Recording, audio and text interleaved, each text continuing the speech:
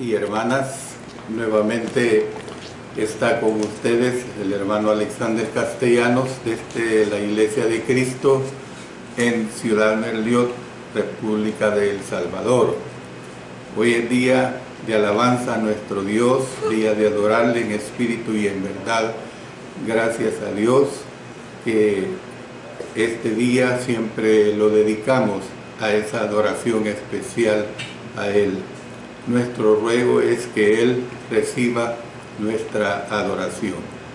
Estamos estudiando el Día del Señor, el libro de Éxodo.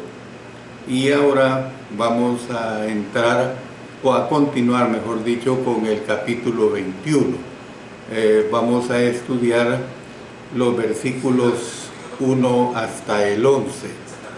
Y en este capítulo se describen varias formas de esclavitud, y la esclavitud que aquí se describe es la esclavitud pues descrita en el libro del pacto. Eso es lo que nosotros tenemos que ver, esta esclavitud descrita en el libro del pacto. Pero antes pidamos la dirección de nuestro Señor.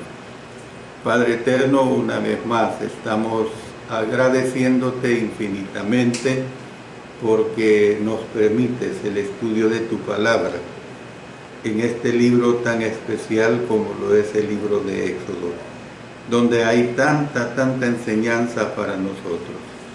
Gracias por ello, en el nombre de nuestro Señor Jesucristo. Amén. Amén. Bueno, en el capítulo 21 lo que vemos es que Dios continuó dándole a Moisés las leyes específicas que conforman el libro del pacto. Y el capítulo comienza con un recordatorio de que Dios es la fuente de estas leyes y que Moisés había de transmitírselas a Israel. Por eso dice en el versículo 1, estas son las leyes que les propondrás. Bueno, entonces vamos a ver en primer lugar los esclavos varones que sirven por 6 años. Esto está comprendido desde el verso 1 hasta el 6, pero ahorita vamos a ver nada más el versículo 1. Fíjense bien lo que dice: estas son las leyes que les propondrás. Fíjese que yo noto cierta diplomacia en nuestro Dios cuando le dice a Moisés, les propondrás. Él no le dice, estas leyes son las que tienen que cumplir. Como usted sabe, una propuesta, hablando en nuestro ámbito, yo propongo esto. Cuando uno usa el verbo proponer, no quiere decir que obligadamente se tiene que aceptar. Pero fíjese que aquí está hablando Dios como Dios y dice, estas leyes les propondrás. Es decir que Dios ya no estaba hablándoles directamente al pueblo, como lo había hecho cuando pronunció los 10 mandamientos. Más bien presentó estos requisitos a Moisés, quien era responsable de dárselos a conocer a Israel. Entonces, a las leyes en los capítulos 21 hasta el 23 se les llaman ordenanzas. Otras versiones las catalogan como juicios. Entonces, el uso de esta palabra podría ser señal de que las leyes que se dieron fueron diferentes a las anteriores, por lo menos en forma, no en importancia. La importancia es igual. Es decir, la palabra hebrea es mishpatim, o sea, con H intercalada, mishpatim y M al final, que es la palabra juicios. La forma singular de la palabra se encuentra en Miqueas 6:8 y se traduce como justicia. Miren lo que dice: ¿qué pide Jehová de ti? Solamente hacer justicia en forma singular y amar misericordia y humillarte ante tu Dios.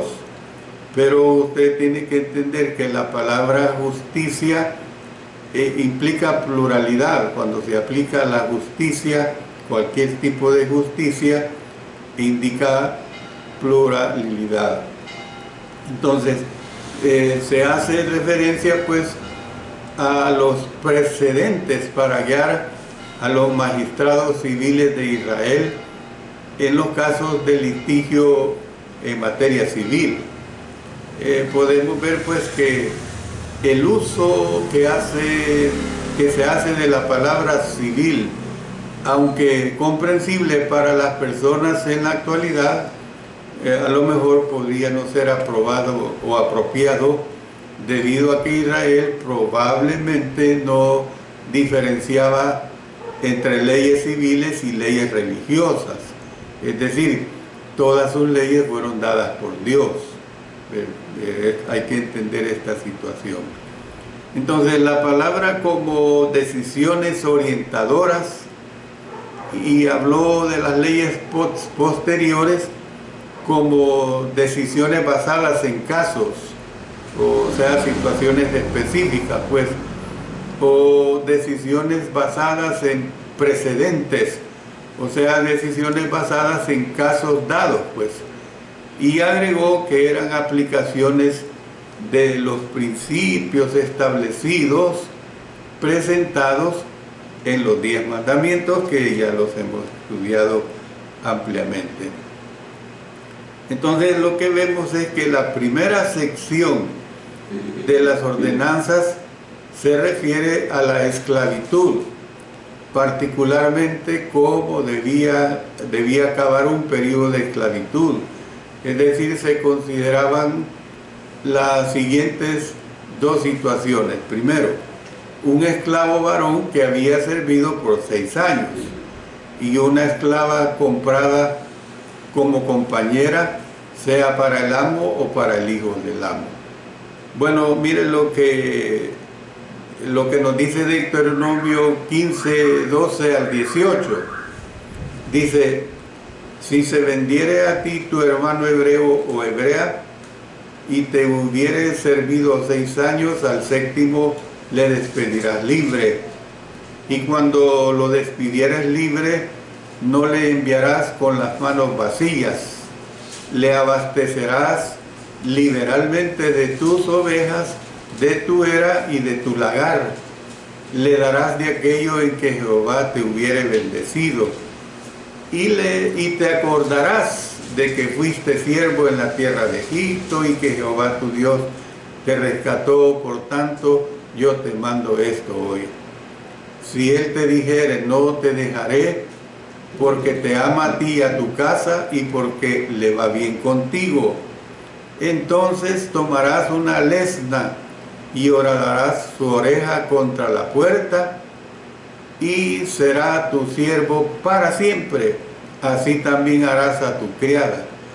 No te parezca duro cuando le enviares libre, pues por la mitad del costo de un jornalero te sirvió 6 años, y Jehová tu Dios te bendecirá en todo cuanto hiciere. Bueno, las reglas que se aplicaban a los hombres hebreos que eran esclavos, aplicaban por igual a mujeres hebreas que eran esclavas.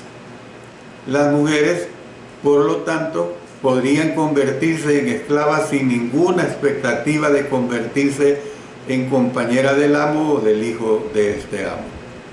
Eso es lo que nosotros podemos ver.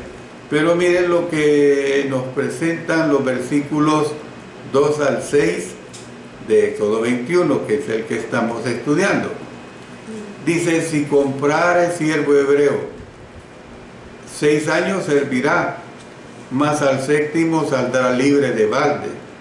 Si entró solo, solo saldrá. Si tenía mujer, saldrá él y su mujer con él. Si su amo le hubiera dado mujer y ella le diere hijos o hijas, la mujer y sus hijos serán de su amo, y él saldrá solo.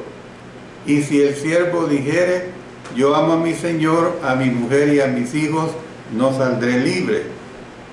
Entonces su amo lo llevará ante los jueces y le hará estar junto a la puerta o al poste, y su amo le horadará la oreja con lesna y será su siervo para siempre.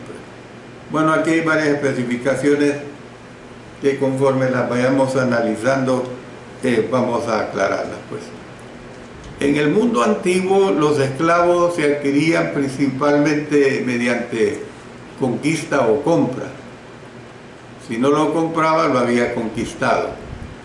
Entonces, cuando una nación vencía a otra, los pueblos conquistados se convertían en botín de guerra y por lo general eran llevados por los conquistadores para servir como esclavos.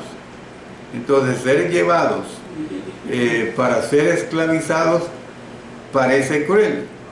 Sin embargo, la alternativa era que le dieran muerte. La esclavitud también se daba por pobreza. Al ser pobre, alguien podía optar por venderse a sí mismo o a un hijo para pagar sus deudas. Entonces los hijos de los esclavos adquiridos en la guerra, o esclavos no israelitas que habían sido comprados, nacían en una familia como esclavos. Entonces, lo que vemos acá, pues que los esclavos de los que se habla en Éxodo 21, 1 al 11, eran los adquiridos mediante la compra. La regla aplica al esclavo hebreo. Algunos dicen que creen que la palabra hebreo se utiliza con un significado más amplio que la palabra israelita. Tal vez una categoría general para referirse a personas sin tierra, incluyendo a israelitas pobres, sin limitarse a ellos. Bueno, sea o no verdad, la ley dio reglamentos para esclavos hebreos que no aplicaban a otros esclavos. Los esclavos, fíjense bien, que los esclavos adquiridos en la guerra o en las guerras no eran puestos en libertad después de 6 años de servidumbre. O sea, ellos continuaban siendo esclavos de por vida. Y yo creo que a lo mejor si su amo un día decidía dejarlo libre era opción de él. Pero estos esclavos, este botín de guerra, pues que dije anteriormente, ellos no tenían esa prerrogativa, pues, de quedar libres una vez hubieran servido esos 6 años. La regla general se asevera en el versículo 2. Un esclavo adquirido por compra seguía siendo esclavo únicamente por 6 años. En el 7º año salía libre de balde, es decir, sin que nadie pagara un precio para redimirlo. Entonces, la esclavitud en este contexto, entonces es como la servidumbre por contrato. El esclavo trabajaba durante cierta cantidad de años por un precio establecido. El dinero se habría utilizado para pagar las deudas en las que el esclavo había incurrido antes de convertirse en esclavo. Entonces, cuando terminaran los 6 años, el esclavo era libre. Deuteronomio añade pues que el dueño del esclavo no había de enviarlo con las manos vacías, sino que había de proveerle deliberadamente de su rebaño, de su era y de su lagar. Miren lo que dice en Deuteronomio 15, 13 y 14. Y cuando lo despidieres libre, no le enviarás con las manos vacías, le abastecerás liberalmente de tus ovejas, de tu era y de tu lagar. Le darás de aquello en que Jehová le hubiere bendecido. Entonces vemos situaciones bien específicas, pues. Es decir, se proporcionan más explicaciones mediante una serie de cláusulas condicionales. Y yo le menciono a usted al menos 4 de estas cláusulas. La número 1, si entraba solo, es decir, si se convertía en esclavo de la familia estando soltero, había de salir solo, o sea, soltero pues. Número 2, si entraba casado, había de salir con su mujer. Número 3, si entraba soltero, pero se le daba mujer durante su servidumbre, habría de salir solo, duro, ¿verdad?, dejando a su mujer y a sus hijos con su amo. Aunque la regla parezca muy severa, es justa tanto para el esclavo como para el amo. Y número 4, si ante el prospecto de tener que abandonar a su mujer e hijos, el esclavo decidía que prefería quedarse con el amo, entonces el esclavo sería llevado ante los jueces. El texto original dice que el esclavo debía ser llevado a los Elohim. En el idioma hebreo, si bien Elohim es una designación de Dios, la palabra también puede referirse a los gobernantes o jueces del pueblo. Algunas versiones la consignan aquí como Dios, otras la consignan como jueces. Entonces, es probable que se refiera a los representantes de Dios, tal vez los ancianos o los sacerdotes de Israel. En el santuario, el esclavo juraría lealtad permanente a su amo.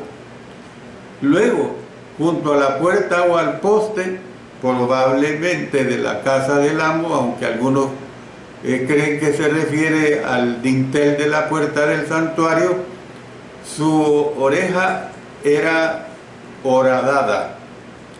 La perfección o la perforación, mejor dicho, en la oreja, en la que según algunos se colocaba una etiqueta, colgaba pues, era señal de que era propiedad de su amo. Aparte pues de presentar su condición de esclavo, no se sabe con certeza el significado de la perforación en la oreja. Puede que haya indicado su disposición a escuchar y obedecer a su amo. Y esta perforación se hacía con una lesna. Yo conozco bien eso. Una lesna en el ámbito del oficio de zapatería es un objeto punzante con cabo de madera, y que el zapatero, cuando va a empezar a coser la suela a mano, para poder introducir la aguja especial para coser la suela a mano, hace una horadación, o sea, un hoyo, para poder empezar a meter esta aguja, y ahí va dando la vuelta en toda la suela y va cosiendo a mano, va alando y hasta terminar de coser esa suela. Eso es lo que es una lesna. Pues esa lesna se metía en la oreja del esclavo cuando él decidía que ya no quería irse, amaba tanto a su amo que se quedaba ahí con su esposa si la tenía, y se quedaba con sus hijos. Entonces era llevado ante los jueces y luego pues era una propiedad para toda la vida del asno, y entonces se le ponía esa horadación con esa lesna, y se cree que se le ponía una etiqueta. Así eran felices ellos. No existía tal cosa como la servidumbre permanente e involuntaria de un esclavo hebreo con un amo hebreo. Los israelitas podían adquirir y poseer de forma permanente esclavos que no fueran israelitas, y podían heredárselos a sus hijos. Por ejemplo, miren lo que dice Levítico 25, 44 al 46. Así tu esclavo como tu esclava que tuvieres serán de las gentes que están en vuestro alrededor.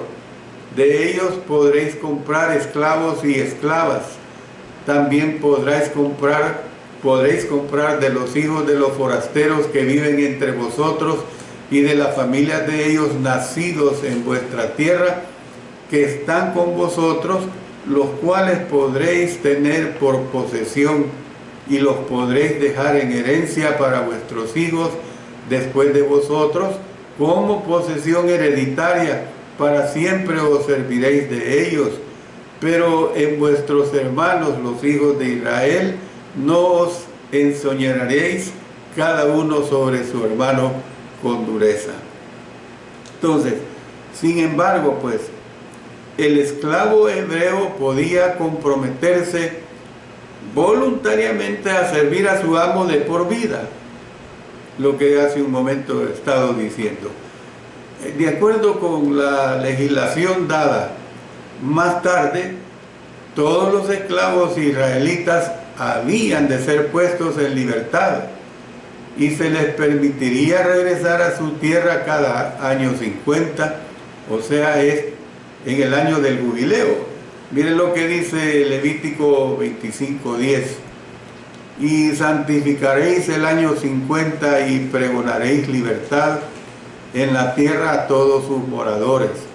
Ese año os será de jubileo y volveréis cada uno a vuestra posesión y cada cual volverá a su familia. Pero, hombre, tenía que haber pasado 50 años. Y si pues tenía la bendición que su familia todavía existía, pues podía volver a ellas, a su familia. Bueno, veamos otro aspecto que aquí se detalla, y es las esclavas compradas como esposas. Se lo repito, esclavas compradas como esposas, que se describe en los versos 7 al 11. Y miren lo que dice: y cuando alguno vendiere su hija por sierva, no saldrá ella como suelen salir los siervos, si no agradare a su señor, por lo cual no la tomó por esposa, se le permitirá que se rescate y no la podrá vender a pueblo extraño cuando la desechare. Mas si la hubiere desposado con su hijo, hará con ella según la costumbre de las hijas.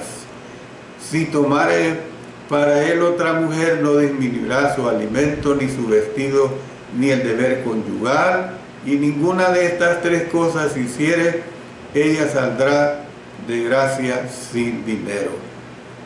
Claro, cuando nosotros leemos todo esto, pareciera que son situaciones injustas, pero hay que entenderlo bajo el contexto que se daba en aquella época y que era permitido. La mujer que se convertía en esclava debía ser tratada de manera diferente a un esclavo varón. Se supone que la mujer era adquirida para convertirse en esposa de su amo o del hijo de éste. Si el amo la adquiría como su mujer, ésta no podía salir libre después de 6 años. ¿Por qué? No se nos da ninguna razón. Es probable que la transacción comercial mediante la cual entraba a la familia fuera vista como algo más cuando se casaba con su amo. Ustedes entienden bien que el matrimonio no es lo mismo que una relación comercial entre un amo y un esclavo. Tal provisión es indicio de la actitud de Dios para con el divorcio, es decir, Dios repudia el divorcio. ¿Ve? Mire lo que dice Malaquías 2:16: porque Jehová Dios de Israel ha dicho que él aborrece el repudio, y al que cubre de iniquidad su vestido, dijo Jehová de los ejércitos, guardaos pues en vuestro espíritu y no seáis desleales.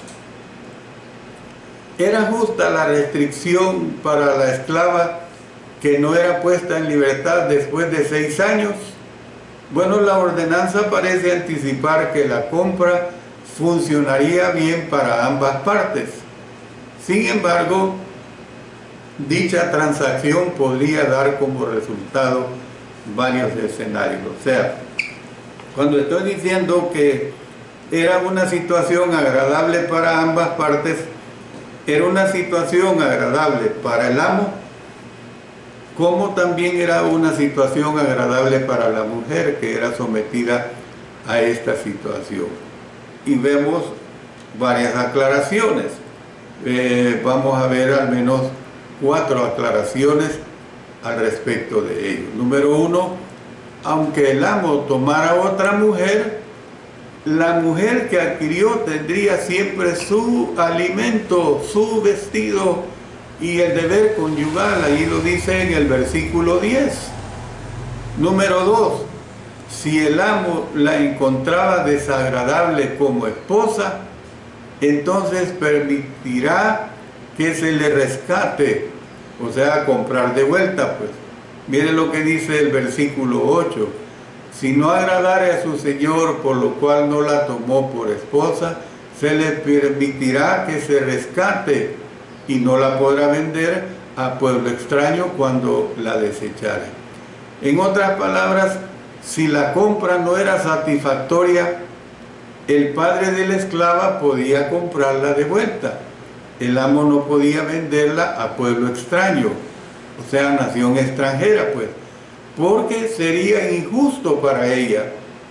Si bien puede que esta frase se refiere únicamente a los no israelitas, podría haber querido decir que el hombre que la compró no podía venderla a un tercero, es decir, a una familia que ni ella ni su familia conocían.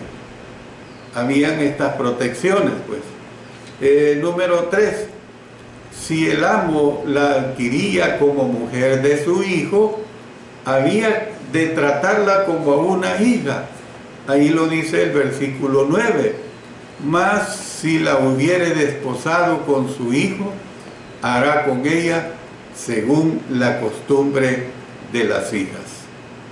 Y número 4, si el amo la adquiría y la hacía su mujer y luego no cumplía con sus obligaciones para con ella, ésta podría salir de gracia. Por eso el versículo 11 dice, y si ninguna de estas 3 cosas hiciere, ella saldrá de gracia, o sea, sin dinero, es lo que está diciendo, ahí lo aclara. Es decir, se convertía en una mujer libre sin tener que comprar su libertad. Por eso es que vemos que Éxodo 21, 1 al 11 y las ordenanzas que siguen muestran que la esclavitud constituía un modo de vida en el antiguo Israel. Antes de que se diera la ley, ya era una institución que se aceptaba y la ley de Moisés no la prohibió. Sin embargo, la ley reguló la esclavitud de tal manera que sus efectos negativos fueron eliminados en gran medida. Habían regulaciones para esta forma de esclavitud. Miren lo que nos dice Deuteronomio 15, que ya hemos leído parte de ello, del verso 12 al 17. Si se vendiere a ti tu hermano hebreo o hebrea y te hubiere servido 6 años, al 7º día le despedirás. Ya vimos el asunto de la lesna, ¿verdad? Entonces, ¿qué es lo que vemos? Mira el verso 17, dice, entonces tomarás una lesna y horadarás su oreja contra la puerta y será tu siervo para siempre. Así también harás a tu criada. Entonces dijeron pues que los cristianos pues pueden aprender 4 cosas de esta situación que se da aquí. 4 cosas de las leyes de casos particulares con respecto a los esclavos. ¿Cuáles son esas 4 cosas? Número 1, los reglamentos de Dios para con la esclavitud bajo el antiguo pacto no, en cierto sentido, no fueron severos ni crueles. Número 2, Dios ama a los esclavos tanto como ama a los libres. Número 3, la esclavitud podía practicarse de tal manera que los esclavos en realidad estaban mejor en esclavitud que siendo libres.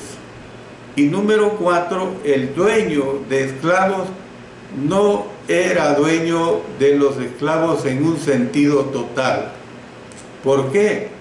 Porque Dios era el dueño tanto del dueño de esclavos como del esclavo. Esto es lo que nosotros podemos ver. O sea, y lo voy a tomar en cuenta en la siguiente lección, yo no sé si es la que viene o la del siguiente día del Señor. Pero ¿qué es lo que nosotros vemos? Usted no puede ver una forma de esclavitud, por ejemplo, la esclavitud que existió, una ilustración buena es en Estados Unidos entre los blancos con los negros, que los trataban realmente de una forma peor que animales. Sin embargo, aquí, cuando se era dejado libre un esclavo, tenía que dársele provisiones, hermanos. Tenía que no dejarlo en la calle. Ah, bueno, tú has sido siempre esclavo, has vivido sometido, entonces así seguirás viviendo. No, habían responsabilidades con ellos, porque está el principio bien claro, el principio de Dios. Dios es el dueño tanto del dueño de esclavos como del esclavo mismo. Esa es la realidad, ¿verdad? Yo termino acá, hermanos, voy a seguir a la hora del sermón con otro aspecto muy importante que trata sobre esta situación. Que Dios bendiga su palabra siempre, hermanos. La palabra de por sí ya es bendecida. Y Dios bendiga también a cada uno de ustedes, de tal manera que siempre seamos observadores y que tomemos en cuenta la voluntad de nuestro Señor. Oremos. Señor Dios Todopoderoso, te agradecemos enormemente porque tú nos permites el estudio de tu palabra, y qué hermosos mensajes tenemos aquí en el libro de Éxodo, que sigamos aprovechándolos para nuestro crecimiento espiritual. Oramos en el nombre de nuestro Señor Jesucristo. Amén. Amén.